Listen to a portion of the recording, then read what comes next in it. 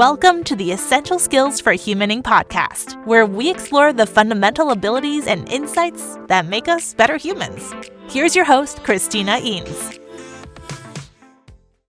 Hi everyone, Christina Eanes here. Thank you for joining us for this episode of Essential Skills for Humaning.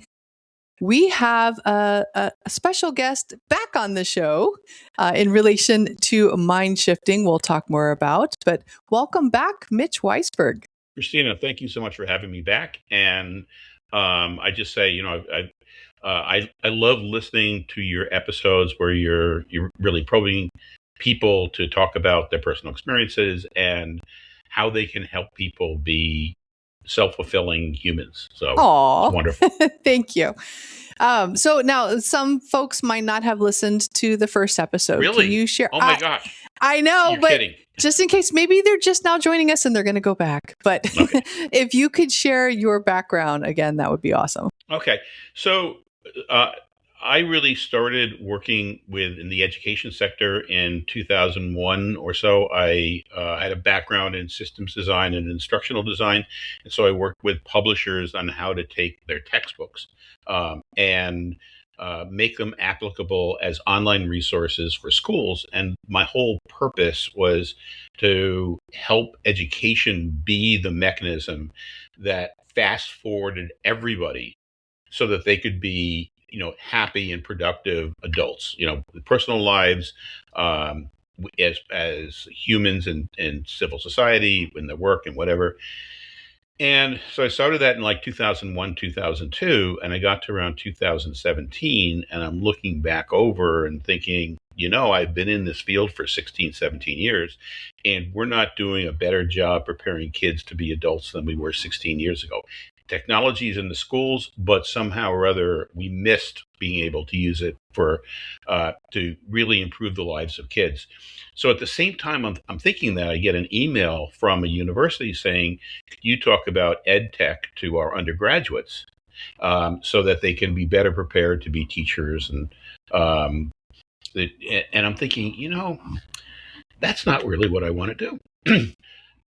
What we need is for kids to understand how to use their brains in order to be more successful, how to be more resourceful, how to be more resilient, how to be more collaborative, even if they don't like people, even if they have failure, even if things don't turn out the way they expect, but to be resourceful, resilient, and collaborative. And successful people know how to do that. So I just wrote back and I said, I don't think teaching kids about ed tech is really going to help them in their lives. Why don't I teach them how successful people make sense of situations and stay in a frame of mind so that they can be successful? Yeah. And they got back to me, and they said, "Sure, why don't you teach that for a semester?" And I'm like, that's not, I don't think I could teach that for a semester. So we agreed that I would teach a 2-day workshop twice to undergraduates. And that was in June of 2017, and I scheduled it for February of 2018. And just like most entrepreneurs, it's like, well, wait a minute, Mitch, you don't know how to do this. Like you've never taught this. It was a great idea. It sounded easy. So I during that 6 months, I read 11 books. And they ranged from psychology to coaching to sales to teaching to military strategy to economics, all different ways of making decisions. And it just seemed to me that everybody, kind of tilted it to their own discipline. Mm-hmm. And nobody really put it together. And when I thought about it, it was like there's really 3 different qualities. So one quality is understanding how your brain works and when you're resourceful, when you're not, and how to react when you're not so that you can be resourceful. And so that's the first, is understanding your own brain. And then the second part of it is, how do you look at a situation so that even if the first thing you do doesn't fail, you can come back and use that as information rather than judging that, oh, these other people screwed it up, or, oh, that's me, I never do things right, or, gee, circumstances got in the way. But take information as feedback rather than take information as proof that something didn't work or something did work. And so that's the resilience part of it. And when you do that right, you don't, this whole idea about persistence and grit, you don't have to have grit because you're not expecting it to work out in the first place. You're expecting it to give you results that you can use. So it's Yeah. kind so anyhow, so how do you build resilience into people? And then the third part was that we all tend to do things with other people, and sometimes those people get in our way. Sometimes they disagree with us, sometimes they argue with us, sometimes they try to hurt us, sometimes they compete with us, sometimes we just don't like them. And the natural ways we deal with that tend either not to work, or they work for a very short term. Then we get tired, we get tired of them, and the effect dissipates. Or in a large number of them, they actually make the situation worse because they feed people's resentment, anger. And so the question is how do we take 50, 60 years of research into how we can relate to other people and put it in terms that people can use day to day in order to collaborate even when we're in conflict with them. And so that was the third element. And so I taught I taught the 2-day course, and at the end of the course, the kids stood up and cheered, because, we don't teach these things. And as adults, nobody knows everything about this, but, as adults, we've learned how to cope and deal with many of those things, but still our first instincts are often wrong.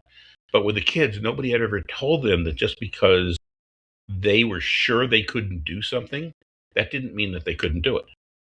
Just because they were sure that this person is a jerk doesn't mean that the person's a jerk. It's just that's a story that they're telling themselves, and they can open their minds so that they can eventually rewrite the story and move forward. So I just decided around 2018, 2019 that I was going to move away from education technology and focus in on these 3 areas that I call mind shifting. As a process, I've developed 3 different courses that I primarily teach to teachers because, I feel that if I can teach this to a teacher, not only are they going to be happier and more productive, but their students, they're going to teach it to their students. And so that leverages my ability to get these concepts and tools out into the world. And then I started writing books, and the first book came out last year, and that was on the brain, and the second book was going to be on situations. But as I was teaching the course on collaboration and conflict and collaboration, it was like that's a course that has had the most impact over the last year. And everybody is like, oh my gosh, now I understand why this triggers me. Now I understand why project problems never seem to go away, because I always avoid, or I always demand.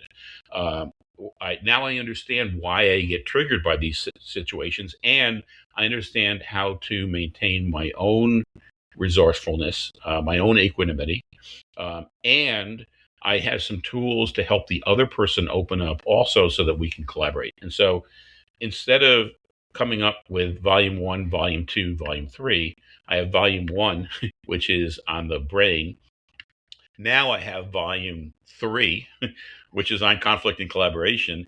And over the next year, I'll pull together the material from the courses in order to make the volume 2, which will be on resilience. Cool. Well, yeah, let's focus on volume 3 today. Okay. So we're talking about conflict and collaboration. Mm-hmm. First off, with conflict, and I like how you mentioned limbic and reference. So I think of them as prefrontal cortex, right? And the lizard type brain. Can you share a little bit about what's going on with us when it comes to conflict in our brain? Sure. So you mentioned limbic or lizard brain or survival brain. That's the first parts of our brain that's the first parts of the brain that developed in animals, and the purpose of that part of the brain is to be able to quickly decide if the organism is in trouble, at risk of dying, and what to do about it. And it's a very binary part of the brain. It's just like something either is a threat or it's not a threat. We're either in danger or we're not in danger. And it has to react really quickly. It has to recognize the threat quickly. and then focus the entire organism on that threat. And so that part of the brain wakes up in like 2/100ths of a second. And within a second, it's really made its decision. And it's a combination of things that we've done in the past, and an emotional center, which is judging good or bad. The primal parts of that lizard brain, or the limbic system, we've all heard of fight and flight. And so fight, flight, and freeze are the ways we react to dangers. And then it also draws on things that we know how to do that we don't have to think about, our habits, or the things that we're fluent in. And then it also, in primates, looks at what our tribe is doing, or our herd is doing, people around us, and copies or mimics. And so it takes those 5 different actions, and when it feels threatened, it uses those to either fight, flee, or freeze. Once that's happened, it then releases hormones into the brain, cortisol and adrenaline, which focus our entire organism on whatever the action is that it's decided to do. So it's angry, so it's fighting, or it's running away. And then in 2 to 3 seconds, our resourceful parts of the brain wake up, because it takes 2 to 3 seconds for those parts of the brain to then come and say, well, wait a minute, there's a stimulus here. I wonder what I should do. When that part of the brain wakes up, if it's been flooded with the emotional hormones, its only focus is this is the danger. This is what I've decided to do. And so when somebody says, maybe you shouldn't be eating so much, as an example, that part of the limbic part of the brain is saying, this person is criticizing you, they're attacking you, attack back. Okay. And by the time your resourceful part of the brain wakes up, and what hopefully it would do would be to say, well, wait a minute, something, I really don't need this 4th cookie, or whatever, right? Okay. But no, but it's been flooded with these hormones, so it's not thinking that way. And part of the key in being resourceful is to understand that, wait a minute, this was my limbic part of the brain. What do I do to calm it down? And I can rewrite my scripts. I can rewrite the stories to say, something, maybe I don't need that 2nd cookie, or, maybe I should get to meetings on time, or whatever it is, what the criticism is. And when we're in that fight or flight, we're not capable of taking in new information. We're not capable of responding to logic, responding to facts, because we're so focused on being right that we can't collaborate. We can't be open. And the other person, when they're in that frame of mind, is in the same fashion. So when we see somebody who disagrees with us politically, as an example, and we say something to them that, the facts show that blah, blah, blah, their brain is, the first thing is, this person is attacking my belief system. They're wrong, and they're going to attack back. And so we can't resolve any of these big issues through facts, logic, persuasion. We first have to understand how to get into a resourceful stage of mind ourselves.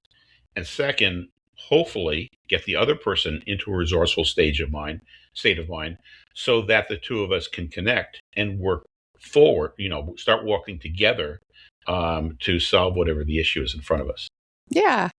Now there's 5 typical responses, right, that we have, that we go into, that we, maybe it's in a limbic way, but also knowledge of them can help us, when we're more resourceful, to respond in a better way. So can we cover those 5 modes that we typically go into?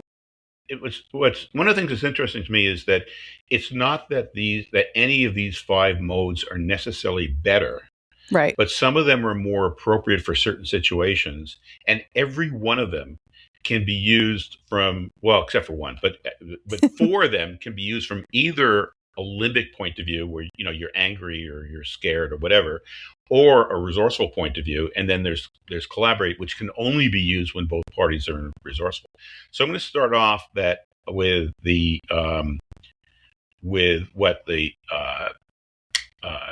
Thomas Kilman, right? I always forget the name. Yep. Right. What they call compete, which is basically telling the other person what to do. Like, you should study more. Okay. You should do the dishes right after dinner. Okay. You should cook a better meal. Whatever it is that you're telling I'm sensing some baggage here. No, well, I'm kidding. Okay. No. I understand that.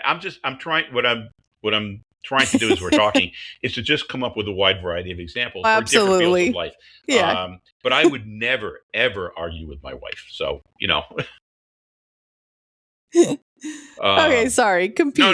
Don't be sorry. It was a great comment. So the compete style is telling the other person what to do, and basically you don't really care what the other person wanted to do, what their logic is.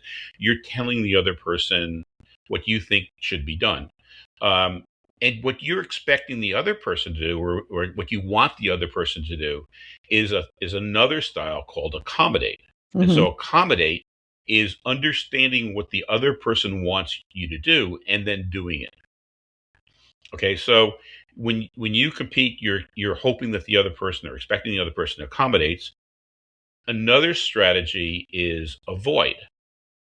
So and a lot of us use avoid a lot.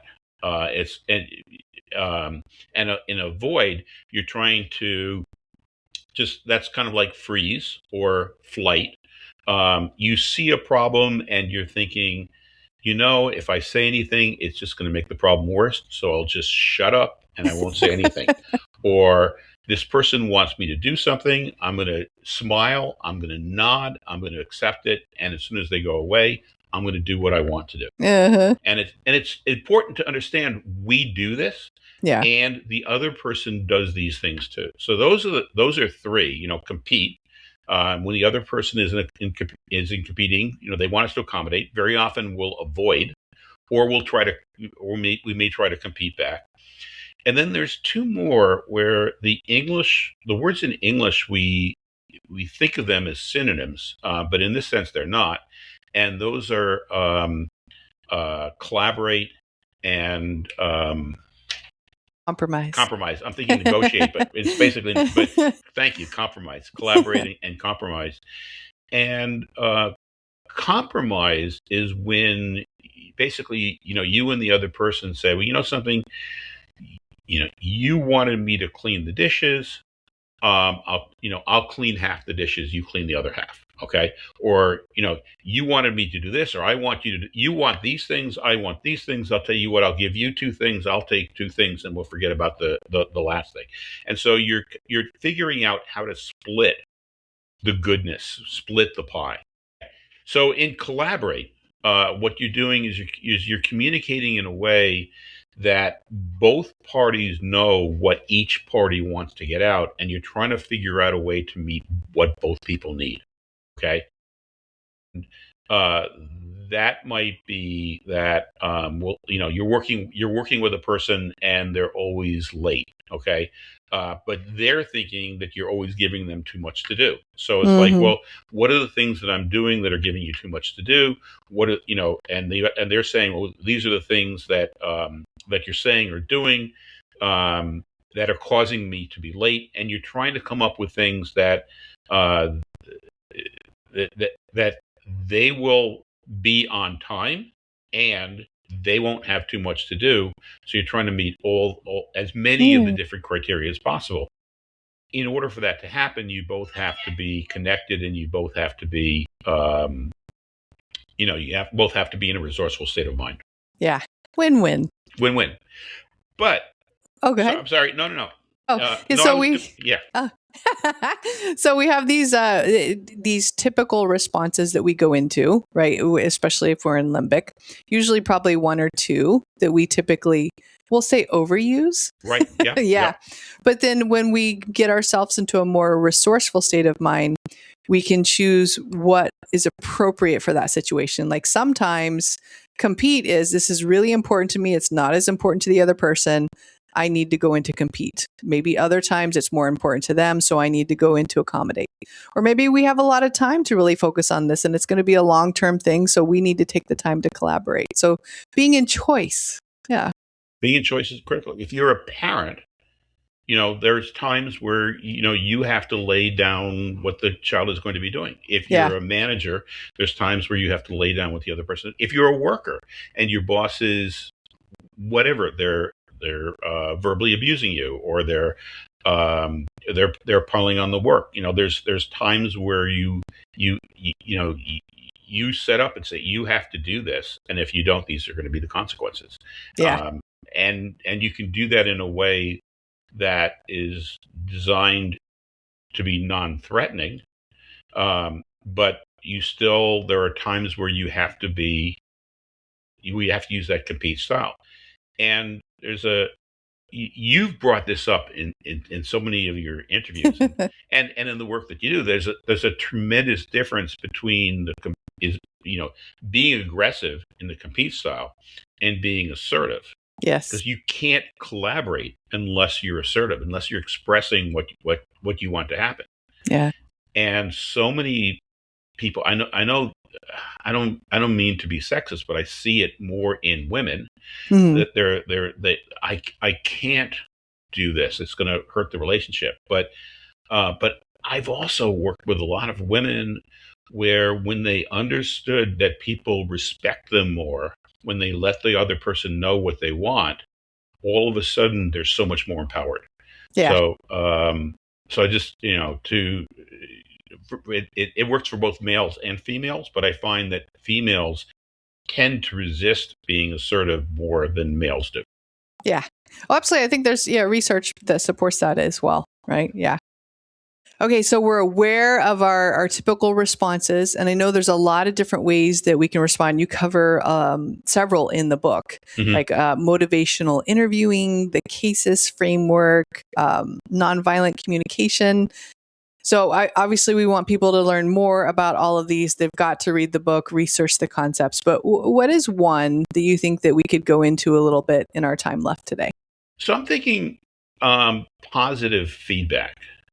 All right, let's do it. Leading with the person's strength. So we tend to think when a person does something that, we'll tell them what they did wrong.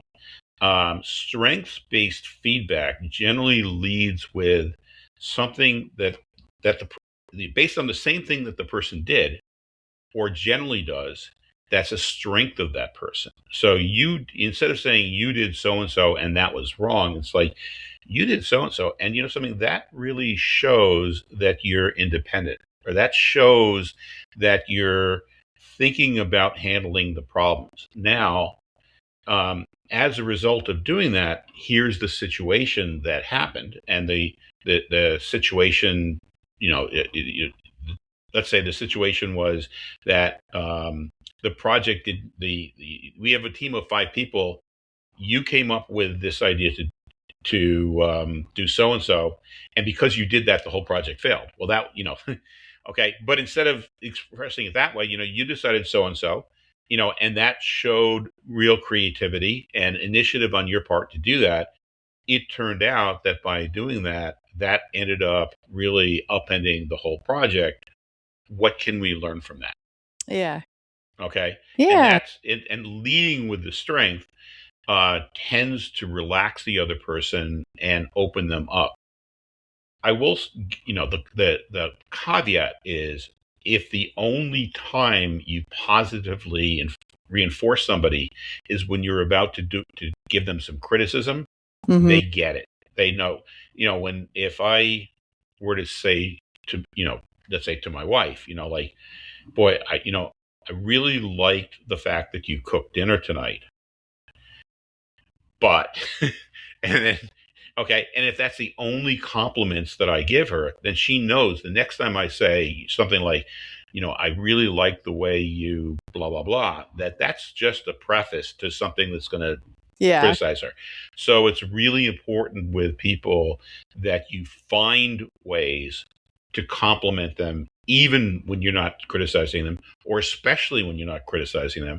Because, the research shows that our brains register a negative statement 5-6 times stronger than a positive statement.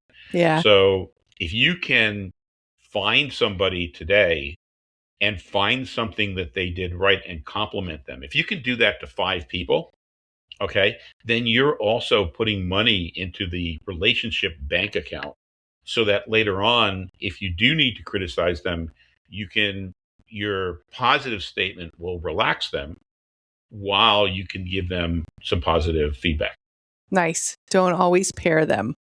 Or, the sandwich, the feedback sandwich. Oh, right. Yes, that horrible well, I'm going to say horrible from the 80s management style. Right. Yes. So don't sandwich the negative with positives, right? Yeah. Yeah. Well, and and as you said, if you regard these as kind of an algorithm that every time you have a criticism, you're going to be using these, good, bad, good. Yeah. People are going to get it. But if you're giving good all the time and now you have a good thing, every once in a while you can, it'll work. Okay. Yeah. You just can't overuse it. Yes. It can't be your only tool. Absolutely. Yeah. Yep. Now, I know people are going to want to dive deeper into this. So can you share a little bit about products, resources, how they can get the third volume of the book, etc.? Sure. So my website is mindshiftingwithmitch.com. And there's links to, free articles, descriptions of the courses. The 2 books are both available on Amazon. So if you go to Amazon and you look up Mindshifting, Conflict, and Collaboration, you get that, that my book will pop up. It may not be the first book that pops up for some reason, but it will be one of the top 3 that pops up. And my hope is, I'm doing this to change the world. I'm doing this to give all of us a chance to live a better life. So if you end up buying the book and then you end up sharing it and giving it to somebody else, that's great. If you end up buying the book and you end up teaching other people using the information in the book, that's fantastic. But what I've tried to do is pull resources from all these different fields in order to give people the tools to live happier lives and to help the people around them live happier lives also. Love it. Mission accomplished. Thank you. We'll put the link in the episode description. And Christina, I'm going to send you also a link just that you could, from people who go to your website, they can download, which will give them some of the tools to be able to apply this as well. Nice. Okay. Awesome. Thank you. No, my pleasure. Okay, your final piece of advice on this topic. Well, the biggest piece of advice is to give yourself some space to understand that you're on this earth because you have a purpose, and not everything that you do is going to work out. And so when it doesn't work out, it's just like, okay, that didn't work out. Here's a lesson I learned. Here's what I got a chance to practice. Here's I'm going to reward myself. Whatever it is that gets you in the mode to be resourceful again, you deserve to give yourself grace. And so, especially we're doing this around the holiday season. This is a time to be joyful. So, be happy, make some magic. Oh, that's awesome. Oh, thank you so much for joining us again, Mitch. Well, Christina, again, thank you for having me. Awesome. And we'll have to see you for the next volume. Okay. That'll be out in about a year. There we go. Transform your organization with Eanes Training. Our premier interpersonal skills training programs are tailored to enhance your organization's employees in communication, emotional intelligence, leadership, and more. We have a catalog of expert-led courses designed to meet the dynamic needs of today's workforce. With highly engaging in-person, hybrid, and remote sessions, we can help elevate your organization's performance and success. Learn more at eanestraining.com. Thank you for tuning in to the Essential Skills for Humaning podcast. We hope you've gained valuable insights to enhance your journey as a human being. Remember, practice makes progress. Keep honing those essential skills, and until next time, keep being the best version of yourself. For more resources, visit eanestraining.com.